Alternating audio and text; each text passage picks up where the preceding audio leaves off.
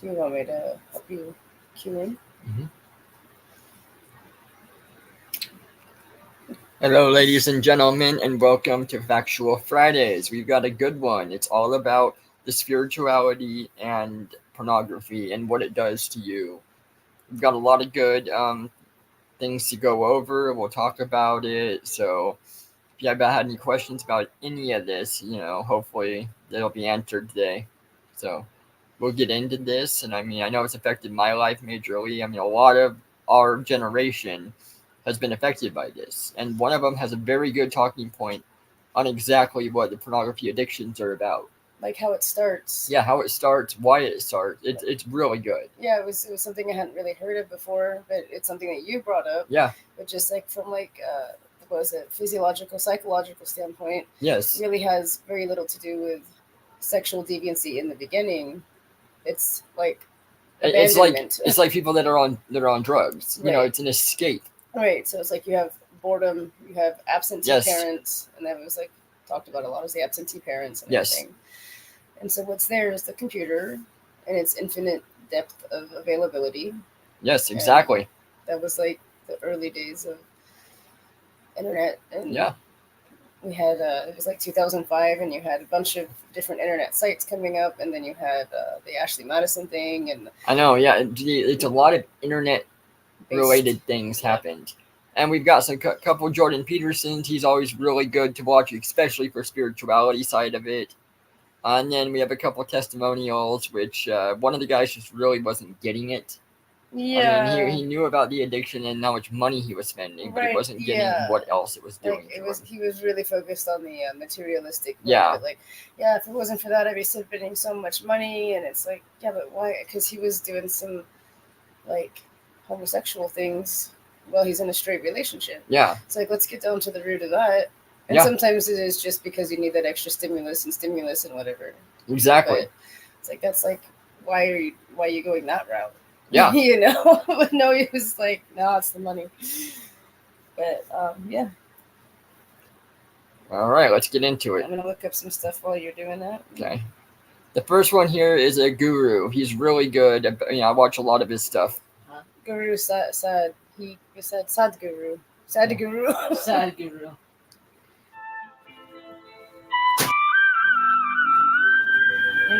Be loud. I wasn't going to put on there. I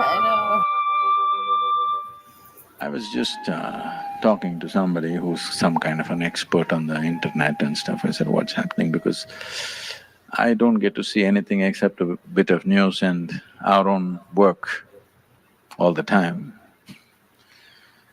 I never get to browse or see anything, so I was asking, what are people looking for? What is it?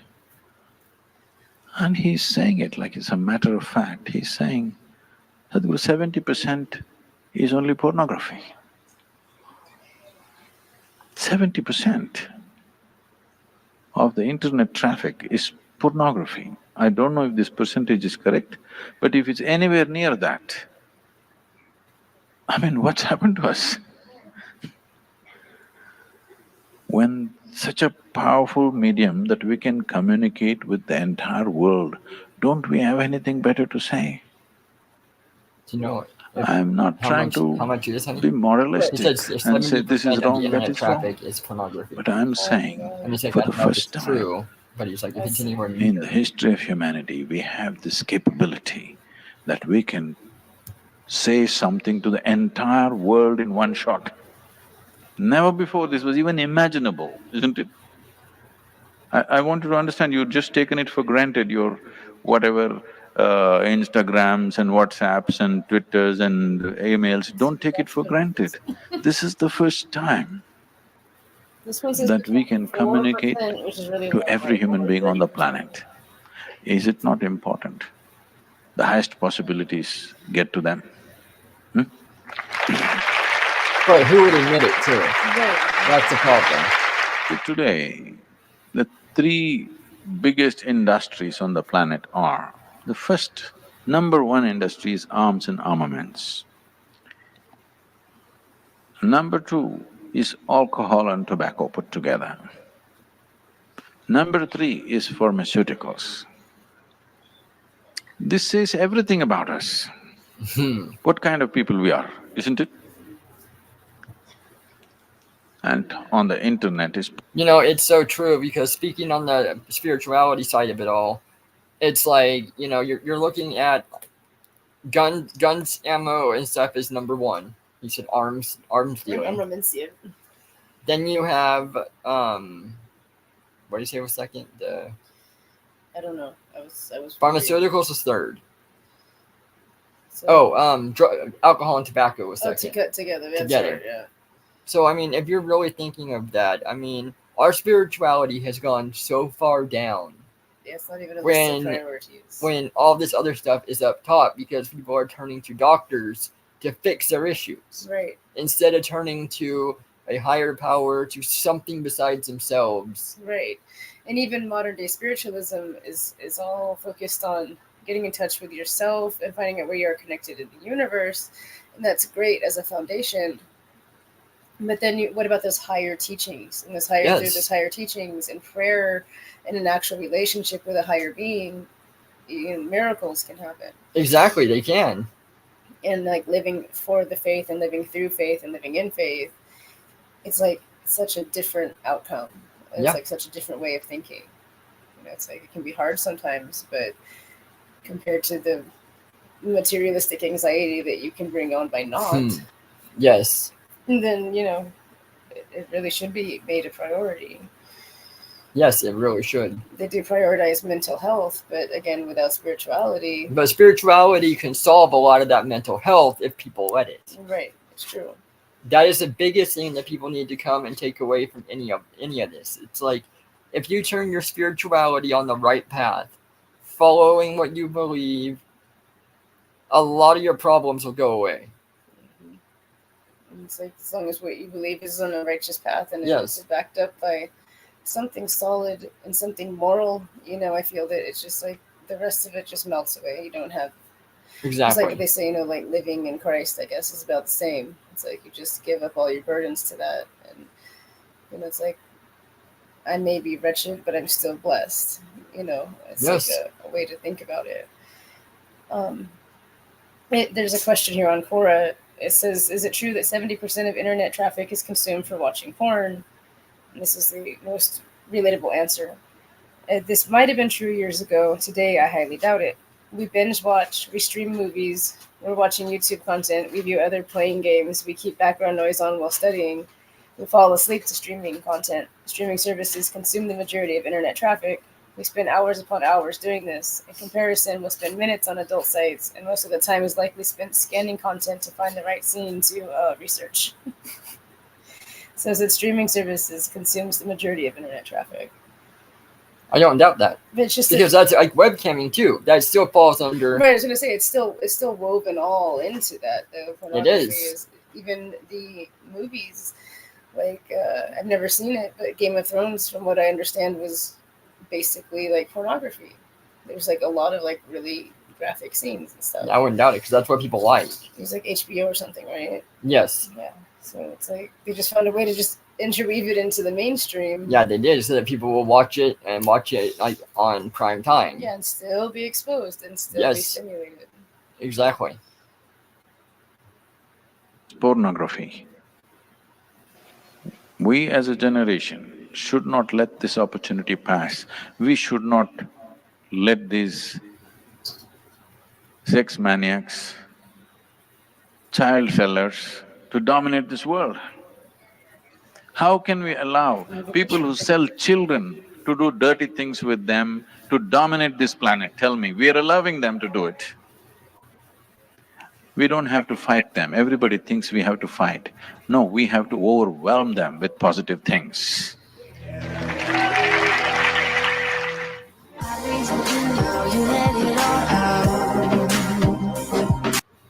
Yeah, obviously you see his name here. He's a really good guru who knows a lot, and he's got a lot of good information. That was the first one that we have, and I figured we'd go with a point of that way first, and now we'll get into other different.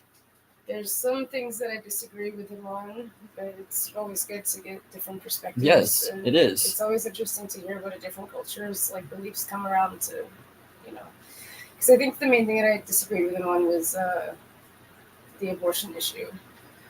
And it's like only to a point, though. Yes, only of course. because he was saying up to like 14 weeks, then it should be the mother's choice and all this. But it's like, 6 to 8 weeks is where I kind of draw the line. And it's between you and the gods. And ideally, you should take care of it yourself if you're going to have the guts to do it. Yeah.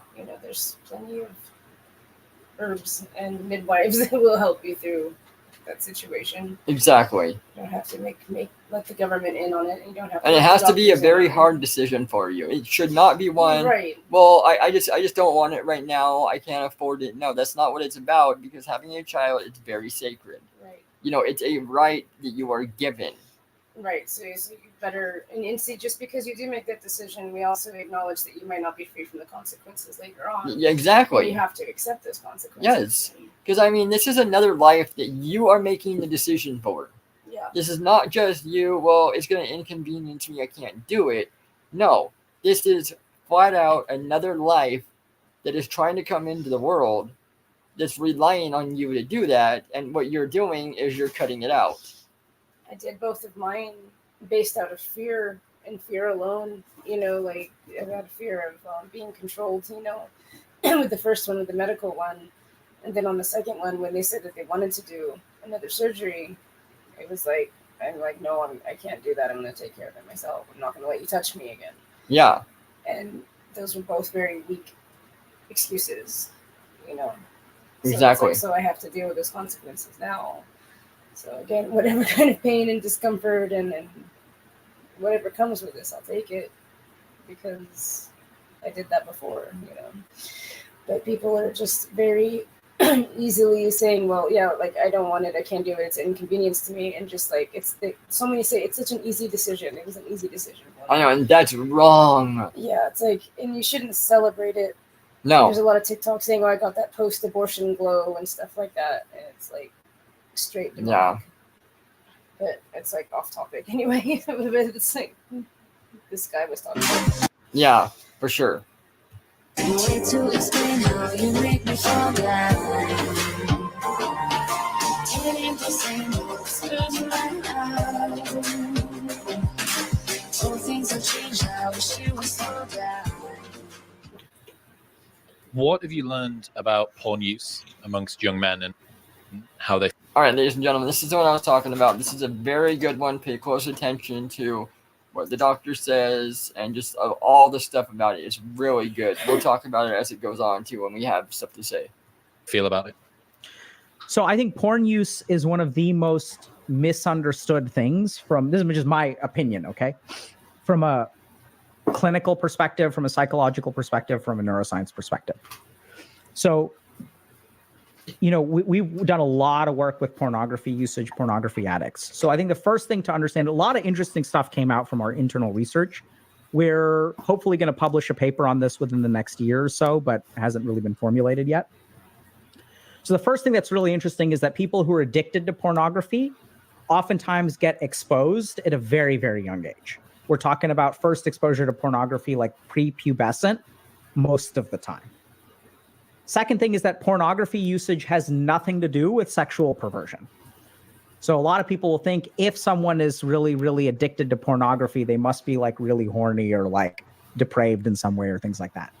Generally speaking, my experience has been that pornography usage is really just a very powerful emotional coping mechanism. So pornography usage will suppress a lot of negative emotions. And if you talk to people who use pornography, especially in an addictive way, what leads to usage is like feeling bad about yourself. And this is the big problem with pornography usage, which is that once you start to use it, it sort of engenders more shame and guilt. And in order to deal with the shame and guilt, you have to use it again, right? And it's just the kind of thing where if you like think about the society. As he's saying, it's a very vicious cycle. You have to, you use it. To deal with using it, you have to use it again. So it's just like any pain pills. It's just like heroin, any big drugs. It's all the same. It all falls under those same categories. It's the person needs to feel better about themselves, so they'll do it again. Societal stigma if someone's like, yeah, like I grew up and I was addicted to alcohol, like, and now I'm sober for 20 years. And it's like, good for you, man. And it's like, yeah, I'm a recovering pornography addict. And it's like, you know, you're not going to get the same, you know, if you're dating someone and you're, let's say you have this brother or sister, and they're like, yeah, I'm dating someone who's like been sober for 10 years. Like, cool, right? Like, that's probably good, like not bad for your relationship. I'm dating someone who's like been addicted to pornography for 10 years and they're, you know, like, there's a lot of stigma associated with, a lot of shame associated with it. I think it's really about emotional regulation. This is really interesting. There's research that shows that, so it really has nothing to do with sex, basically, which is what's weird. I mean, it can have sexual consequences and stuff and create problems in relationships. But there's a research that did a multivariate regression analysis on people addicted to pornography, which means they looked at which variable associates the most with pornography usage. And the number one variable was meaninglessness. So the more meaningless your life is, the more likely you are to be addicted to pornography. And so what we've actually kind of found, which is really interesting, is when you work with people like that, helping them develop like purpose helps them actually, like, you have to have a reason to stop watching pornography. It's got to be like some kind of, you know, you have to go through that withdrawal for some greater good. And so helping people find purpose is like one of the biggest things that apparently helps with pornography. So what was it in your case then? Just knowing that it was affecting everything, knowing that there was more to do. Because, see, I was addicted to the computer in general. I was always staying in, and then I also didn't have the, what do you call it? Discipline. Well, discipline too, but the, courage, the self-esteem that most people do have. So I was pretty much just a computer person. I always played all the time. We had several computers hooked together to play the games with for my friends too, and that's what I did a lot. So, you know, for me, that's just what it was. It was, you know, I'd rather just stay in and do this stuff until I started getting to know. Mostly it was like you, and I got to high school, and I moved out of the house with my mother too. I just know it had lingering effects when we were already together. Yeah, it does. And, you know, it's like you are on it a lot for the points of your childhood. Because I was on it from at least 10, maybe even younger, all the way up. You know, I was always on the computer a lot. You know, I mean, I would end up being up most of the night, and then I would sleep in the morning. Even if I had something going on, it wouldn't matter. I just feel like, I'm not going. I'm going to sleep. You know, it used to drive me crazy because you would be gone at school, and even then we weren't really together yet. To know that you were just rushing into the room and walking me out, you know, to know God knows what, it always stuck with me like really bad. Yeah. You know, it was like completely outside the norm of how I was raised, and like I didn't get my first computer until I was like 15. So, you know, I didn't even have a computer, and it didn't have internet for the longest time. Exactly. You know, I mean, we had dial-up, for crying out loud. Mm-hmm. You know, we had the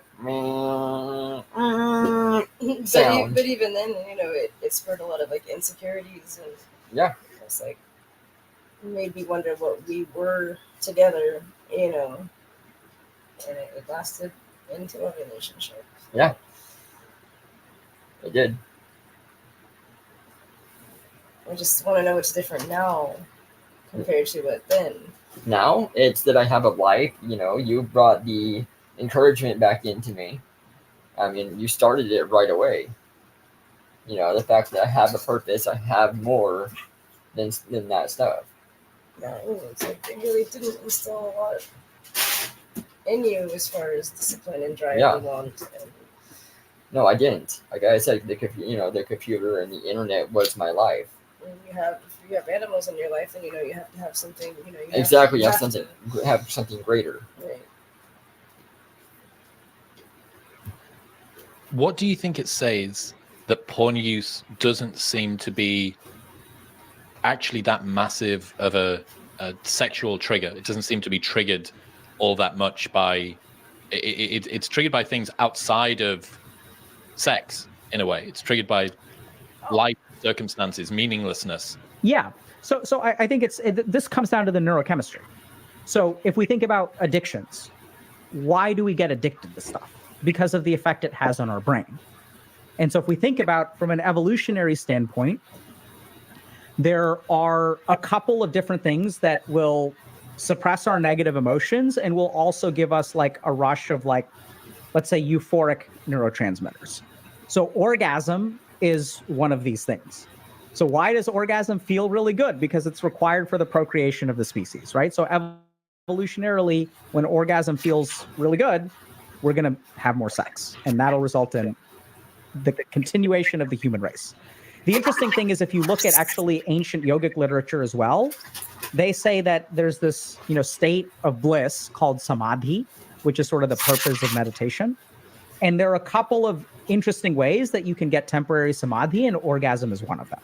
So this also is like one of the reasons that tantric sex is a thing, and divine lotus, divine union, and like as they say, the closest to heaven that you can get without actually dying. Exactly. And that is why a lot of people do it. It's not about the lust and the desire like most people would think. It's more about the feel-good trigger within somebody. So like the after part. Yes. It's cheating. It is. It is cheating. It's cheating the whole system. Yes. Cheating the whole matrix. And like I said, we came from a time where it was actually encouraged. It was, yes. It was like all these scientific studies saying, yeah, you should do that because if you don't have that release, you'll go crazy. Exactly. So now we have more studies that say the other way now. Say retention is the way that you should do it because that, it's better for you. And it also inspires you to go out and actually seek a mate and exactly. do what you're supposed to do. Because, see, that's the better way to do it. That's why we have that feel-good response, like you said, is so that we want to procreate and, advance the human race for what it is. It gives you a sense of purpose. Yes. But when you're cheating that by doing the deed, I mean, that's just, it's going around. Yeah, it sets you back. Yes. And it doesn't get you anywhere. It doesn't elevate you in any way. It doesn't. That's the whole point of the spiritual part of it, is so you can be elevated through it. Yes. Not to have it be a chain to this material plane. And things like that, which is maybe a conversation for a different day, maybe a conversation for today. But I think we've known for a long time. So why is pornography like this? Because orgasm has very specific activation within the brain. And so now if you kind of think about it, let's say I'm feeling worthless about myself. I'm not doing anything in life. I'm kind of like sitting around, not doing anything. I'm tired of feeling this way. What is a switch I can flick in my brain that lets me forget everything, pushes my negative emotions away, and actually gives me a spurt of positive neurotransmitters, which I'm not sure exactly what happens when people orgasm in the brain, but and that's why pornography addiction exists. So it's not really about sex. That's so interesting that you have all of these different coping mechanisms, whether it be binge eating, whether it be alcohol, whether it be cannabis, social media, video games, porn. What we've done is increase the variety of ways that you can hide from your feelings. Mm-hmm. Absolutely. Pick your flavor of ice cream for today. What is it going to be? Yeah. All right. And there people have drugs of choice, which may be due to some amount of genetic vulnerability. But if you really think about it, I think about pornography addiction is the closest to substance use because of its hard hitting effect, right? So if you think about getting high, there's discrete chemicals that enter into your brain and activate certain receptors. Whereas video games are a little bit more global, but pornography is really, especially that arousal stuff and stuff like that, is a very targeted way to activate your brain in a particular way. More closely resembles a substance. Downstream from pornography use, have you seen sexual dysfunction? Is this associated? Absolutely. So how is it that porn use isn't all that sexual, and yet downstream from porn use, you get sexual dysfunction? For a couple different reasons. So first, let's understand that sexual means multiple things within one person. So there's a physical aspect to it. There's a neuroscientific aspect to it. There's a psychological aspect to it. So one thing that you tend to see is something that, a term that I coined on stream one day, death grip syndrome. which is if you look at men, especially who masturbate when they use pornography, the physiologic stimulus, for lack of a better term, that men will use actually does not approximate the physiologic stimulus of intercourse. So to put it bluntly, I'm trying to avoid saying this, but not using lube and using your death grip hand feels different from a vagina. Like that's just how it works. And so what happens is the body can acclimatize to this, right? Like that's like literally what happens. So you get used to, you need a particular kind of you get conditioned to require a certain kind of stimulation to achieve climax. And so then sometimes what can happen when people engage in sexual intercourse is that they can't get that kind of stimulus to achieve climax. They've detrained themselves from being stimulated by real physiological interaction with somebody else's body. Yeah, absolutely. Right. Unless so they also have a very, very strong grip. Right. So mentally, and so there's interesting things because I've literally worked with patients where like the process of this is deconditioning. So we'll sort of say like, loose grip, lot of lube. And that'll be frustrating for, I'm serious. I know it's funny, but like seriously, because you have to do that physiological deconditioning and you have to try to approximate, things like that. And there's all kinds of stuff that you could do with your partner and things like that too. So you can fix this. Sometimes you'll see like erectile dysfunction, just kind of straight up. And then there are also like neuroscience and psychological impacts, right? So sometimes people will have so much shame for pornography that there's, they have difficulty performing. They feel so guilty. There's all kinds of stuff like, does your partner know that you use pornography and things like that? So that can lead to, a difficulty with sort of forming and maintaining erections, which is different from reaching orgasm, right? So there's a whole physiologic chain of things going on. And so we'll definitely see that kind of stuff. And then in some cases, what you also tend to see is that there's this principle called online drift on the internet, where since the goal is emotional engagement, how does a platform keep you emotionally engaged? They do it by serving up more extreme content. So if you look at your platform algorithms, if there are certain things that you search for, it'll serve you like tons of extreme stuff in that way. So if you watch one cute cat video, then you need to see cats doing cuter things to stay on the platform. And then cats are doing cuter stuff and cuter stuff and cuter stuff. We see this with pornography usage as well, where there's like a gradual like movement towards like hardcore pornography use because you require. Yeah, you were just saying for you it's like fail army, and it's true though, because even with that, Tristan and I will start like binge watching these fails, and then somehow it ends up to like natural disasters and stuff. Yeah, something like, that has to be a little bigger. Yeah, a little bit more extreme, or like the scariest or most closest calls or something like that. See, that's the human condition. Yeah. Is that we get conditioned and then we have to step it up every single time. So you just have to like, back away for a while. Walk away from that, So now we limit it to like, okay, we'll watch like one or two of these videos and then we'll do something else. We'll watch something else. And then you can come back to it at a different time. Yeah. So we try to do that throughout the week and try to keep stuff diverse as possible. Yeah. Because it can get really. Oh, yeah, it can. And especially now with it being election season, it's like everybody's talking politics. Yeah. Even the religious side of it, stuff talking politics. Yes. And it's its own kind of brain rot, Very much so, yes. Yeah, definitely. Even just like on mundane things, it's like you're conditioned to find like the next most exciting thing. Exactly. And with porn, I mean, you're just looking at heavier and heavier. Yeah. And it gets dangerous. Yeah. And then you get those ties, those spiritual ties, because you don't know what happened on the other end of that camera. Exactly. And it's like you see like physical and metaphysical manifestations. Yes. As if it's like a literal entity that wraps around you and whispers in your ear. A demon on your back, yes. And it makes you think of these things. Exactly, and it's bad. I mean, I've heard a lot. You'll hear some stories of these people coming up too that after we get through the science and spiritual side of it, what some of these people went through, and yeah, I mean, it's bad. And it is. It's like it's a literal freaking demon. It is, yes. You may never be able to shake it, but you can at least start it. Yes, you can. And finding a good, honest relationship, partnership, is what it's all about. Because it's like that's where the real healing happens. Somebody that will stick with you no matter what. Somebody that will be by you.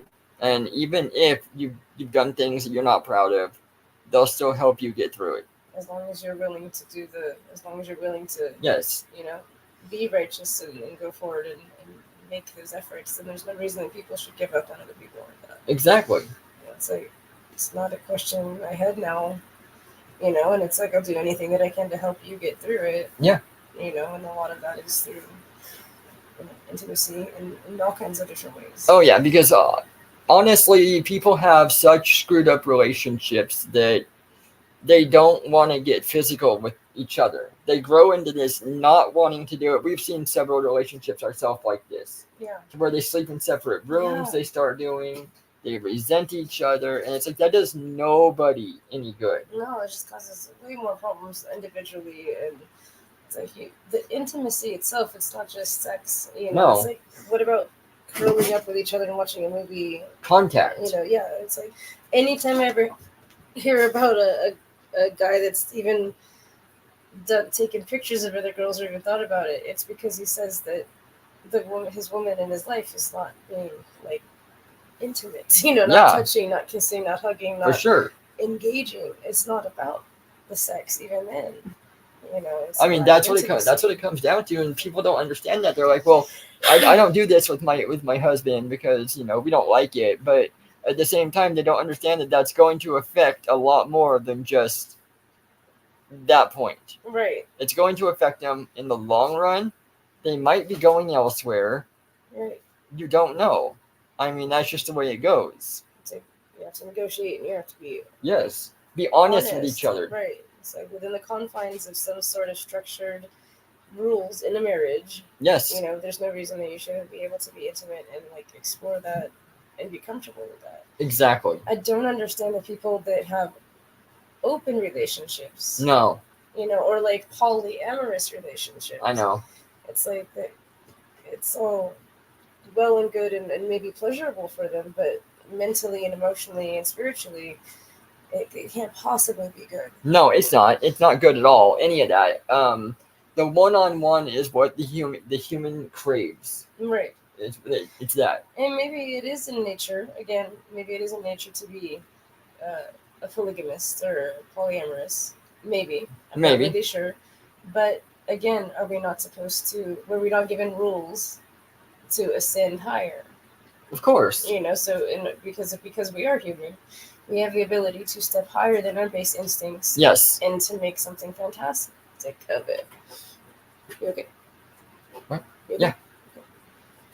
Right. Yeah. Exactly.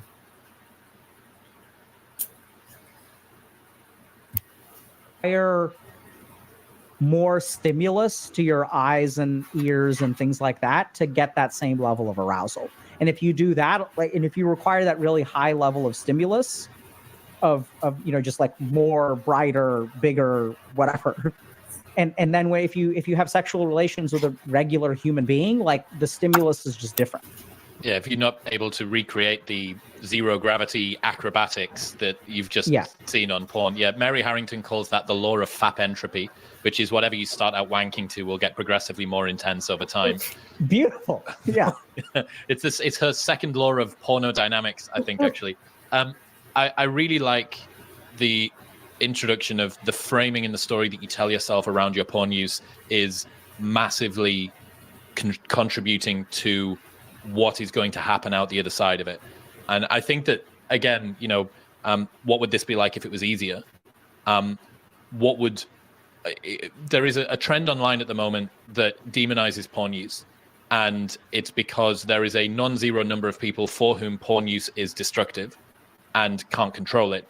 That has been used to cover all of porn use as if you're using porn, this makes you susceptible to a whole suite of problems that are going to occur, even if you do have a healthy relationship with it, because there are a whole host of people that are able to use porn and have a healthy relationship with it, and at least not have dysfunction on the other side of it. Whether it's healthy or not might be a little bit of a different discussion.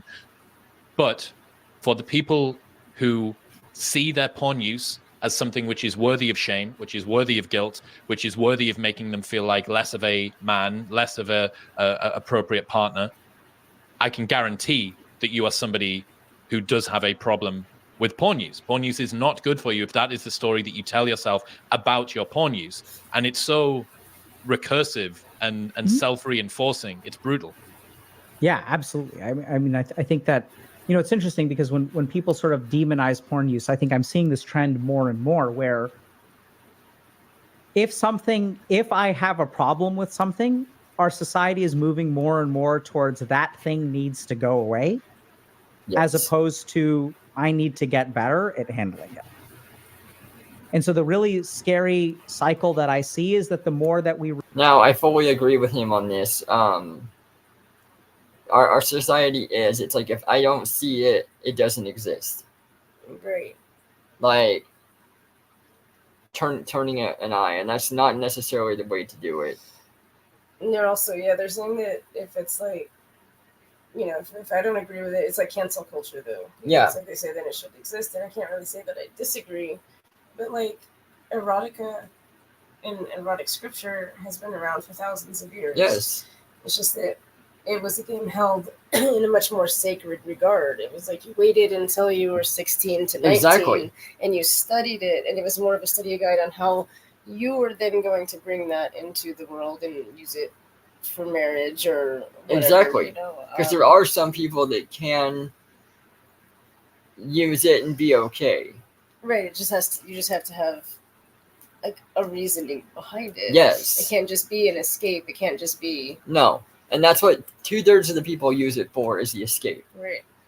Is the feeling, is the escape. It's to fill a void, to, put something in. Yeah. And I know that there are some that don't use it for that, they could benefit. And that's why I don't agree with the, we just need to get rid of it. It's no good. Because some people, the small amount, I mean, I'm not saying necessarily it is good even for them. But I was going to say the problem with that is you still don't know how it's being manufactured. You don't. You don't know what's behind it. No. And that spreads its own spiritual disease into the world just by existing. Yeah, and there's so much that's faked out there. There's so much that's real that's supposed to be fake. Right. I mean, that's your problem. Part. There's rape out there that's happening, and you would never know. No, and you've tied that to yourself forever now. There's killing out there. Yeah. That's being done on the internet that people don't know it's true. It's real. Or they do, and they just don't care. Yeah, there's a whole subsection of people that really, they're so detached that they just really don't care. And it's like I even had a couple of clients that I really seriously wondered what the hell I was listening to on the other end of it. Yeah. Because it sounded brutal. Exactly. And it's like, is this a movie? Is this legitimate? What's going on? There's nothing you can do about it. No.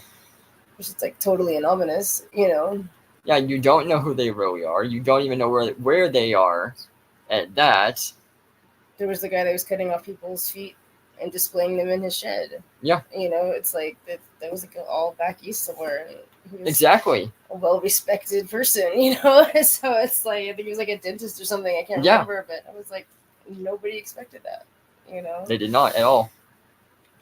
So it's like there is a lot of evil that's associated with it. I mean, it's like almost impossible to weed through it. Yes. So I always say that, people are like say that like the anime and the hentai is weird. It's like I would much rather see somebody go that route. Oh, for sure. Because it's drawing. Art. It's art, It's drawing. Like, it's art. It's different. I know that they sometimes will say that it portrays like young people and everything. Well, you don't do that. Yeah. Obviously, but I mean, there's still going to be some sort of artistic person, thing that you can use, and it won't tie you to somebody suffering. Exactly. You remove things. It's kind of like with your food. It's like know where it's coming from. Know what you're very consuming. much so. Yes, know what you're consuming. Know where it's coming from.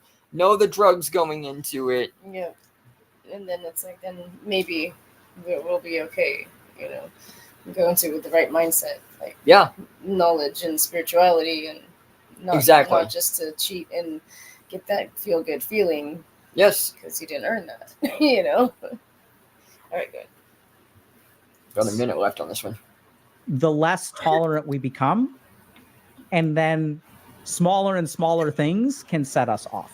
We'll get back to talking to Dr. K in 1 minute, but first I need to tell you about Element. I've taken Element every single morning for probably 3 years now. It is he has. So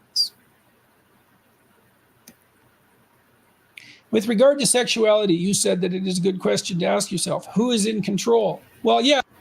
All right, so there's that one. We're going to jump into this Jordan Peterson now so that we can get moving on this.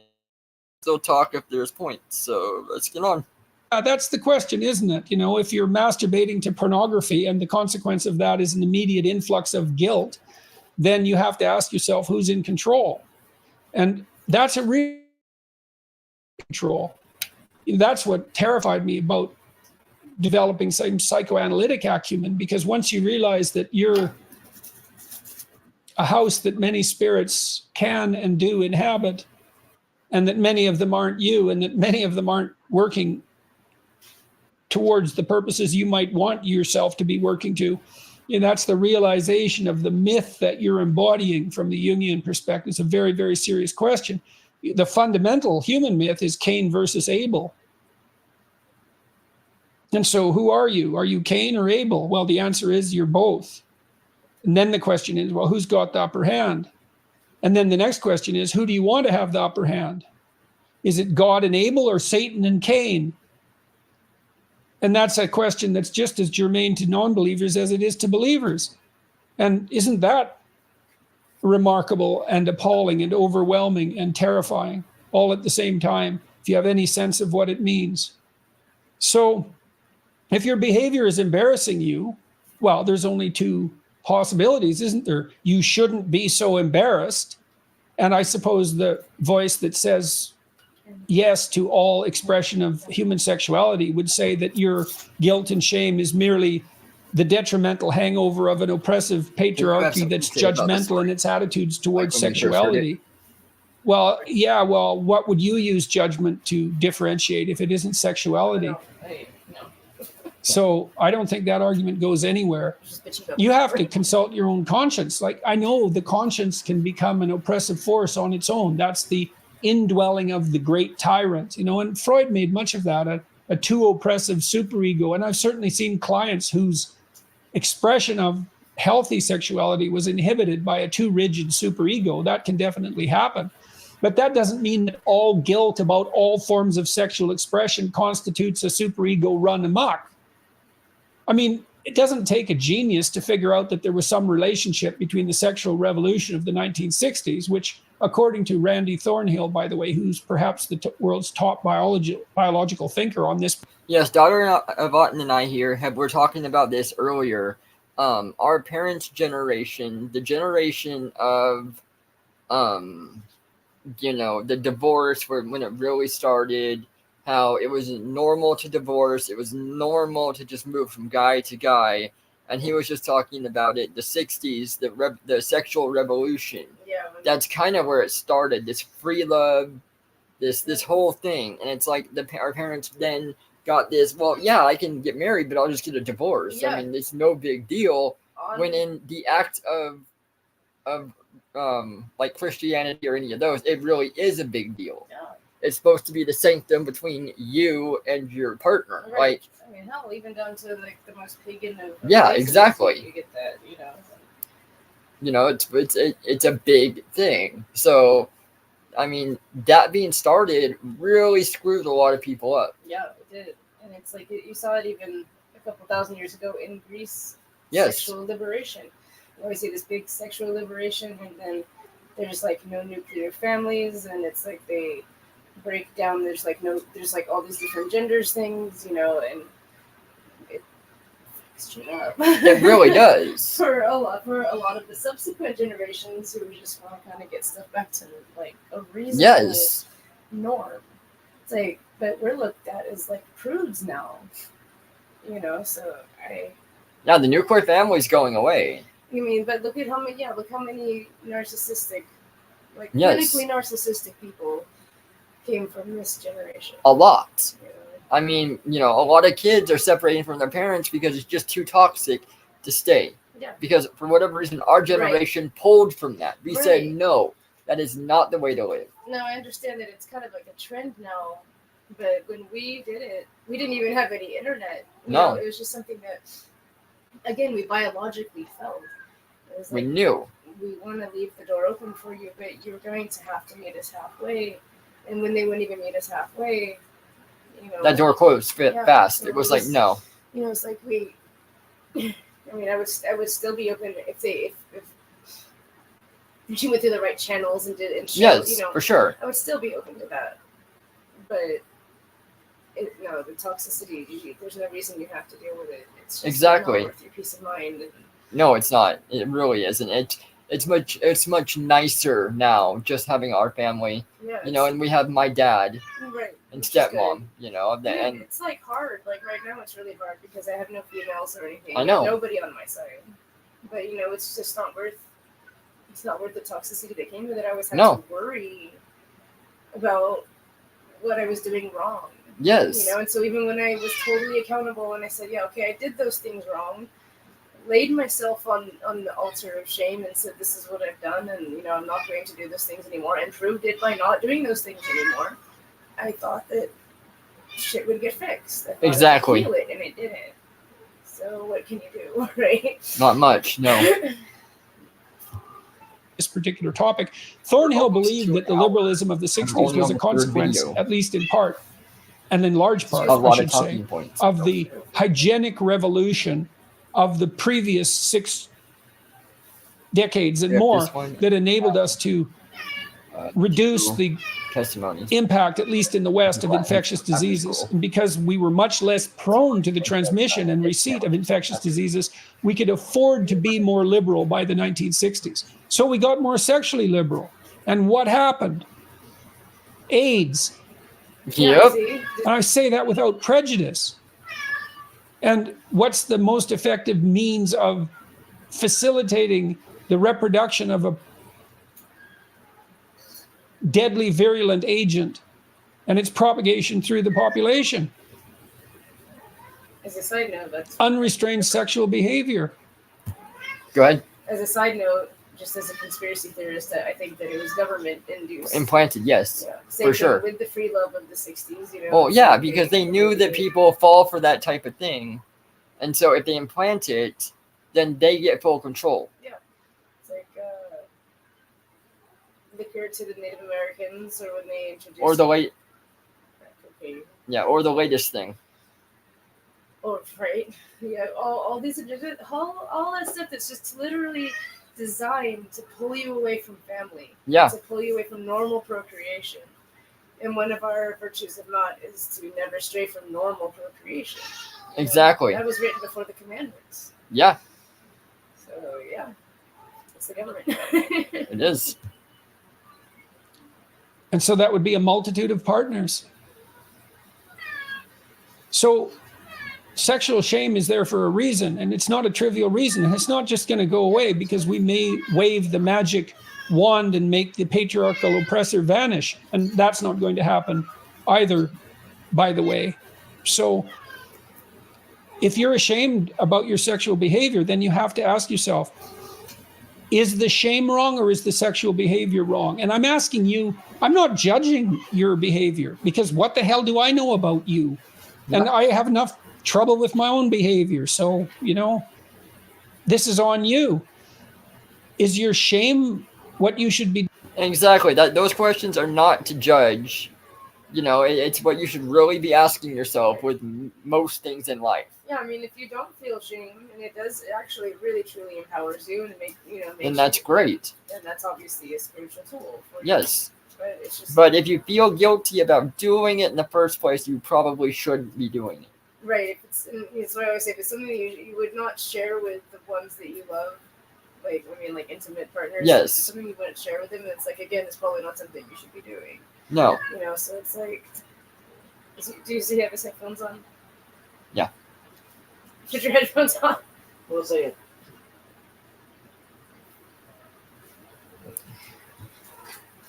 Okay, we good? Can you hear? Okay. So when I've been in those situations, particularly when we were younger, and I didn't have you, and so I did things to myself, I thought of you, And you know, so I'd never really had the guilt of being intimate with myself. Well, of course. But there was still the longing. It's just never quite the same. The same. It's never enough.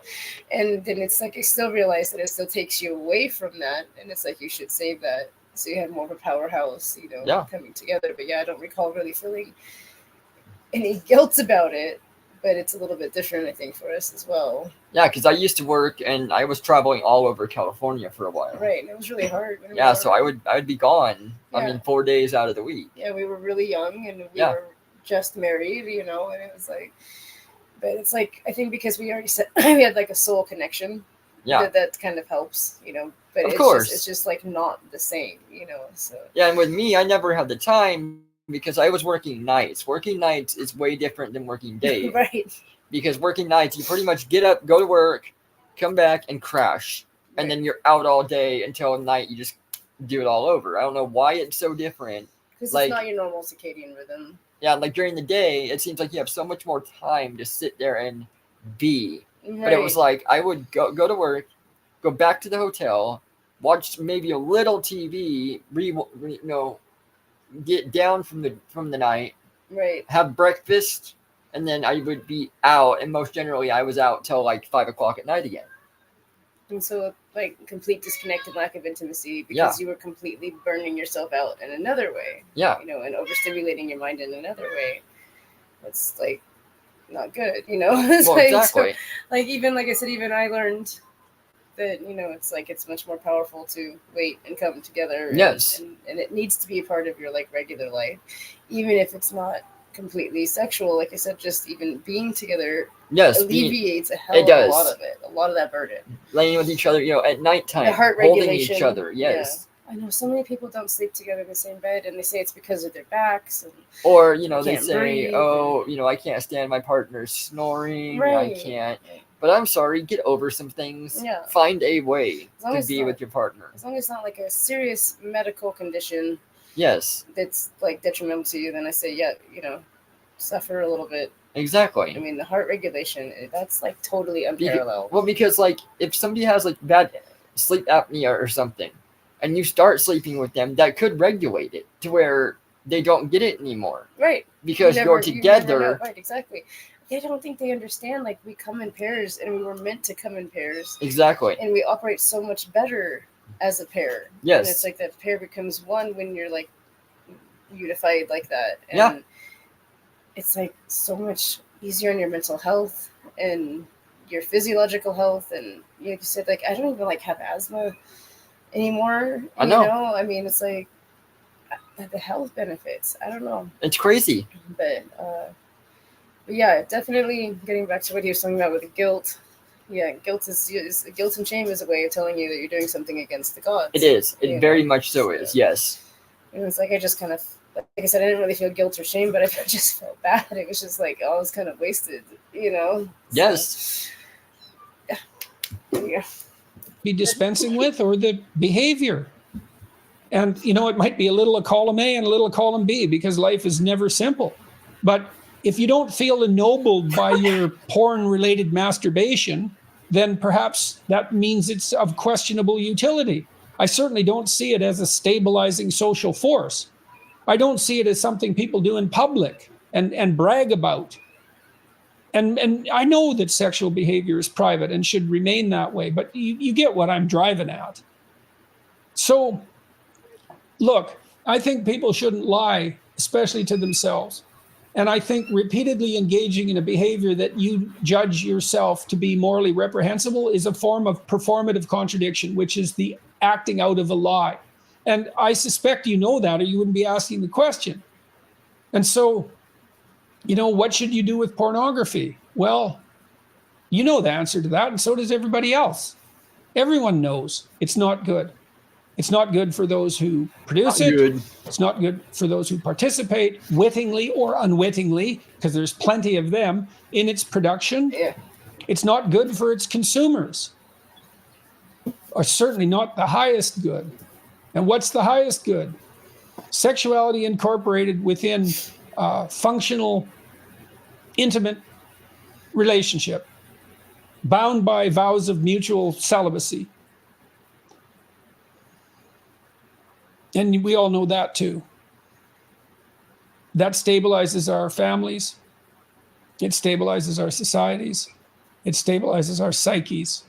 And so anything you do that isn't in service of that goal is likely to be counterproductive. And I suspect it's your own psyche, your own soul telling you that. So what was that? I don't know. If your sexual behavior isn't an expression of your highest being, I do that a lot. I usually cut it out. Then it isn't serving you in the deepest sense. You're serving it. And that's what your shame indicates. That's so okay. Yeah. Get out there and find a partner and commit to her or him. And do you have any advice on what to do with porn and masturbation? The less porn, the better. That's my advice. But let's make that more specific. To the degree that use of porn and masturbation is undermining your sense of yourself and providing you with a dearth of motivational reasons to get out there and engage with a real partner, then it's definitely not in your best interest. And that's what your conscience is telling you. You know, and it's the expedient at the expense of the meaningful. Obviously, right? Obviously, there isn't any more obvious manifestation of the expedient at the expense of the meaningful than pornography and masturbation. Okay. What? It's cheap and it's hollow. Yeah, very much so. Basically, like what I was saying, like whenever I had experienced it, even after especially after we were together. Yes. I think pretty much only after we were together. Yeah, then you realize just what everything was. Yeah, it's just not the same. It's just not satisfying. Yeah. It's not even enough. It's like there's like no relaxative properties or anything. No, because you've anymore. had the true sense. Right. And so it's like to find so he's saying it's expedience, meaning it's quick and it's easy over quality. And it's like but so much more worth it to find the quality. It is. For sure. Yes. And healing. Yes. And that's hardly a heroic path. So maybe the less of it, the better. I'm aware, by the way, of the statistics showing that the introduction of pornography into a community doesn't raise but lowers rape probability. I think that's a separate discussion from this, but I just want you to know I'm not ignorant of that. Interesting. What's going on, guys? So for about the last 3 years, I have... Is it what Jordan Peterson teaches his kids about drugs and alcohol, and sex and alcohol, or drugs or something? Check some more of those out. Hopefully we still have the Daily Wire thing too. I'd still like to try and get some clips of that. Yes, we still have it. I think that's what happened with your card. Yeah. No. So we have it one more month. We better use it then. Yeah, we will. Use it for content, please. All right, so this is the one we were telling you about, that he understands the money aspect of what he did, but it's not anywhere else. I mean, he's a true meathead. In some ways, what do you expect? Right. But I mean, at least he came to the money issue. Yeah, at least he recognized that, like, just like gambling, at least there's a problem in that department. Yes. But as far as the morality of it, I'm not really sure if he gets it. Yeah. But so we'll try to let this one play through, and then we'll talk at the end of it, unless there's something very important. I'll try. Because it's 6 minutes long, and we got one more. That's what Long Walker's telling me specifically. I have been battling an addiction that has been compromising my future and my relationships. So when you go on adult sites, you may see ads for campsites. Well, I know I'll have something to say. Sometimes I'd spend an hour or two on an adult site trying to find the perfect video, and then one day I finally caved in and wanted to see what the fuss about these campsites were. Probably the worst decision I've ever made, because I got sucked in slowly but surely. Slowly over time, it started off with maybe $1 or $2 $10 purchases, tipping them out of $10 here and there. Innocent, nothing huge, nothing significant. But after about 3 to 6 months of experimenting and visiting these campsites, I realized myself going on it more and more frequently. And fast forward to the last, I want to say 8 months, every single month, I have been spending any and every last bit of extra money that I have come in monthly on campsites, on online paid porn, on models. And it has not only compromised my relationship, but my future. Luckily, I have a very understanding partner. You guys all know her as Nicole Drinkwater. And I finally had the courage to open up to her about it because I had no savings. I had nothing for my future, nothing. And even at one point I was getting into a negative balance and I had to make excuses as to why I couldn't afford to go out to this nice dinner or why we couldn't take this trip here or why I couldn't do this or that. I had to make excuses because I wasn't ready to admit the truth. The truth is that I had been wasting all of my money on this campsite addiction. And I have always been someone who I felt was good with money in the sense where I didn't spend my money on clothes, on anything materialistic, on cars, on anything that I didn't need. So when this came about, I don't see how it took me so long to realize how bad it got. And when I realized how bad it got, it was a case of every day saying, okay, this is the last time. And that kind of went on for months and months. Now, I came up with a system with Nicole after I opened up with her where every single morning she goes through all of my bank accounts. She knows where all my money comes in and where all of my money goes. Now, we built up that trust and it has been working. So for the last, I want to say 2 months we had the system in place, I haven't spent any money relating to anything that I was wasting all my money on. So I've made huge progress considering the last 2 years, all of my extra money has been going to these campsites, leaving me with nothing every month. And in the last 6 months in a negative balance. But before the pandemic happened is when we had this system in place. So had I kept this up, had we not worked out a solution, I'd be in a very bad place right now. Maybe having to borrow money from a friend or get a loan out. I don't know what I'd be doing, but I'm so grateful to have such an understanding and loving partner to help me work through this addiction because I wouldn't have been able to progress from how I can see it without her. We actually had worked out a really great system. It's still working right now. Haven't spent any money on anything related to that. And I'm proud of myself and it saved the relationship because had I kept doing it, of course, there would be no more relationship. So how I came about to opening up about it to her was because I so desperately wanted to overcome it. I realized how much of it has consumed me. And not only while I was active on it, spending money in the moment, but even when I go to the gym and do other activities, I find myself constantly thinking about the next opportunity I would get to spend money. And I was so embarrassed and humiliated to open up to her about this that when I opened up, I had to have her stand behind me because I couldn't bear to look her in the face and tell her where all my money has been going. And it was the best decision I have made because, as I said, it has saved our relationship. It has saved my future. I now have a savings, and it had prevented me from having much worse lockdown, much worse experience through this pandemic had I not overcome this addiction. So shout out to Nicole because she has been an integral part of this healing process. I can't say I could do it without her.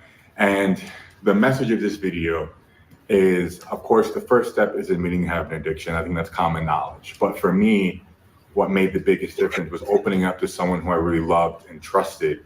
And because of that, because I opened up to her, we were able to work out a solution. So take that and do with it as you will. But this is just what has worked for me and something I've been struggling with for a long time. And on my social media, how could anyone ever know this is something I was battling? But truth is, we all have our trials and tribulations. This has been the biggest one I have faced in the last few years. And I just want to share it with you guys. I hope it can be useful to some of you. I hope maybe if you're battling an addiction of your own, that you can maybe take my advice and open up to someone you love and trust and work out a solution together. So thank you so much for watching this video, and I'll be back with more good content coming soon. I love you guys. No.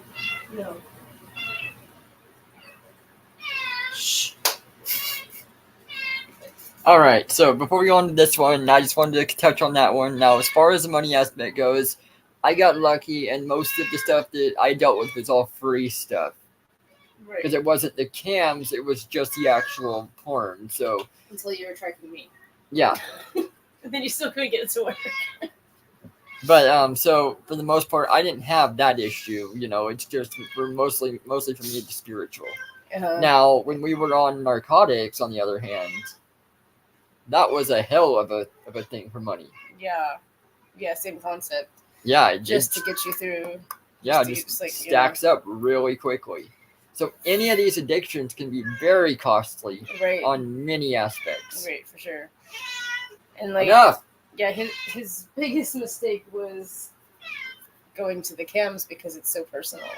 It is, and they will keep you on for a while. Yeah. And he was saying himself too. He talked about the he got it under control just before the pandemic, and if he hadn't, and if he hadn't, you know, he'd be in serious trouble. Right. And it's like, well, yeah, because that's all the time you had is to do that stuff. We didn't even have internet through the pandemic. You know, so it was like we were just still vibing the same way we had been for the past couple of years. Exactly. I have to walk out to the field and try to get reception standing up. It's kind of like can you hear me now? I know, people take that for granted so bad now. It's like, I don't think you have any idea, man. No. But yeah, it was just like, yeah, when he said that he was going to the webcamming sites, it was like, that was, I think it still is pretty popular, but now it's more like OnlyFans and stuff. But it's personalized, and it's like, you want them to do something in particular, and you can just pay for that. Yes. And then they'll record a video and give it to you, or let you watch it on live stream, you know? So it's like, that's like, and it gives you the sense, and this is what I used to sell, it gives you the sense that somebody gives a shit about you. That's the biggest thing, I think, for the people that go onto the cam sites, is I think that they don't have anyone. No, I know, and it's like, it is taught to take advantage of every last one of those. I mean, they call them, you know, pathetic losers, you know, and it's like, but behind that pathetic loser is a person. And I had a handful of people that I think actually really started thinking of me as at least a friend, because they would tell me just the most mundane things of their lives. Yeah. And then when I left everything. So I still always kind of have guilt about that, because it was like, do you see what we do? Yeah. We like wreck you these draw people in, but then, you know, if you walk away, it's like they're stuck. Yeah, I mean, there's always, I mean, if they're just sleazes, then there's always a million other ones to choose from. But the true ones, yeah. Yeah, that was shitty. You know, it's like, so it's like there's so much wreckage from both sides of it. It is, yes. All in the name of money and preying on people's addictions. Yeah, for sure. Yeah. All right, now I'm at 1 hour 10 minutes, and I'm running lower on battery power. It already did the ding thing, so I think I'll call it here. Okay. Maybe we'll do a second part next week or something with the rest of what we have and a little bit more. Yeah. So, thank you, ladies and gentlemen. I hope that this helped some of you a little bit, made things a little better. Maybe it helped you get through a tough time. If you have any questions or anything like that, feel free to comment and ask. I mean, I'll answer whatever I can too on it. We can try and like go over some of the specific entities and demons that people have reported seeing after like a lifetime of this sort of behavior as well. Yes, for sure. I'm sure I have something like that, you know, old folklore. Yeah. Things that, because I wanted to talk about the spiritual side of it. Exactly. Which so is still backed up by the scientific side of it. It is, yeah. So, it's been a good discussion.